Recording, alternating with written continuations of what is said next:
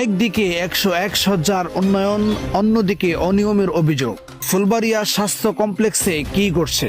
ময়মনসিংহের ফুলবাড়িয়া উপজেলা স্বাস্থ্য কমপ্লেক্সকে 50 থেকে 101 শয্যায় উন্নীত করার সিদ্ধান্ত নিয়েছে সরকার। উন্নত চিকিৎসা সেবা পাওয়ার আশায় যখন স্থানীয় মানুষের মধ্যে তৈরি হয়েছে নতুন প্রত্যাশা, ঠিক তখনই হাসপাতালের সেবা ব্যবস্থা ও আর্থিক লেনদেন নিয়ে উঠেছে নানা অনিয়মের অভিযোগ। প্রশ্ন উঠেছে, উন্নয়নের এই সময়ে সাধারণ মানুষ কি সত্যি কাঙ্ক্ষিত সরকারি স্বাস্থ্যসেবা পাচ্ছেন, নাকি সেবার আড়ালে চলছে অতিরিক্ত অর্থ আদায় ও নানা অনিয়ম? স্থানীয়দের অভিযোগ, হাসপাতালে নির্ধারিত ফি 120 টাকা হলেও আল্ট্রাসোনোগ্রামের জন্য কোনো ক্ষেত্রে 220 টাকা পর্যন্ত নেওয়া হচ্ছে। টিকিট কয়টা করে রাখতেছ? কত করে রাখতেছ টিকিট? টিকিট কত করে রাখতেছ?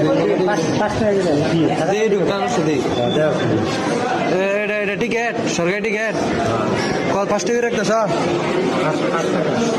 সাদা কাগজ কে? অভিযোগ রয়েছে, অতিরিক্ত অর্থ নেওয়ার সময় সরকারি রসিদও দেওয়া হচ্ছে না। হতদরিদ্র রোগীদের কাছ থেকে এভাবে অতিরিক্ত অর্থ নেওয়া হলে তারা আরো আর্থিক সংকটে পড়েন বলে জানিয়েছেন কয়েকজন সেবাগ্রহীতা। হাসপাতালের বহির্বিভাগের টিকিটের নির্ধারিত মূল্য নিয়েও অভিযোগ রয়েছে। স্থানীয়দের দাবি, 3 টাকার টিকিটের পরিবর্তে 5 টাকা নেওয়া হচ্ছে এবং কিছু রোগীকে সরকারি রসিদের পরিবর্তে সাদা কাগজ দেওয়া হচ্ছে। এ অভিযোগের সত্যতা যাচাই এবং অর্থ আদায়ের প্রক্রিয়াটি খতিয়ে দেখার দাবি জানিয়েছেন সচেতন নাগরিকরা। হাসপাতালে জেনারেটর থাকা সত্ত্বেও বিদ্যুৎ চলে গেলে রোগীরা পর্যাপ্ত সুবিধা পাচ্ছেন না, এমন অভিযোগও করেছেন স্থানীয়রা। জেনারেটর আছে না? কারেন্ট গেলে কি জেনারেটর চলছে? চলে না ভাই। কারেন্ট যাওয়ার পরে কি আপনার বিদ্যুৎ দিছিল? না, কারেন্ট যাওয়ার পরে জেনারেটর কিছু দেয় না।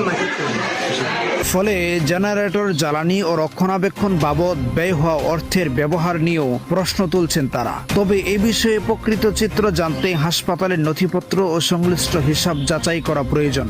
ফুলবাড়িয়া উপজেলা স্বাস্থ্য কমপ্লেক্স 101 শয্যায় উন্নীত হওয়ার সিদ্ধান্তে স্থানীয় মানুষের প্রত্যাশা অনেক বেড়েছে। তারা চান শুধু ভবন ও শয্যা বাড়ানো নয়, চিকিৎসার মান, ওষুধ, পরীক্ষা নিরীক্ষা, জরুরি সেবা এবং রোগীদের সঙ্গে আচরণ সব ক্ষেত্রেই উন্নতি নিশ্চিত করা হোক। একই সঙ্গে যেসব অনিয়মের অভিযোগ উঠেছে সেগুলো নিরপেক্ষভাবে তদন্ত করে প্রকৃত সত্য সামনে আনার দাবি জানিয়েছেন স্থানীয়রা। সরকারি হাসপাতাল সাধারণ মানুষের শেষ ভরসার জায়গা, তাই সেখানে কোনো অনিয়ম হয়ে থাকলে তার জবাবদিহি নিশ্চিত করা যেমন জরুরি, তেমন ভিত্তিহীন অভিযোগ থাকলে সেটিও তদন্তের মাধ্যমে পরিষ্কার হওয়া প্রয়োজন। প্রতিবেদনে মোহাম্মদ হুসাইন উজ্জ্বল দুলাল, সত্য সংবাদ, ফুলবাড়িয়া।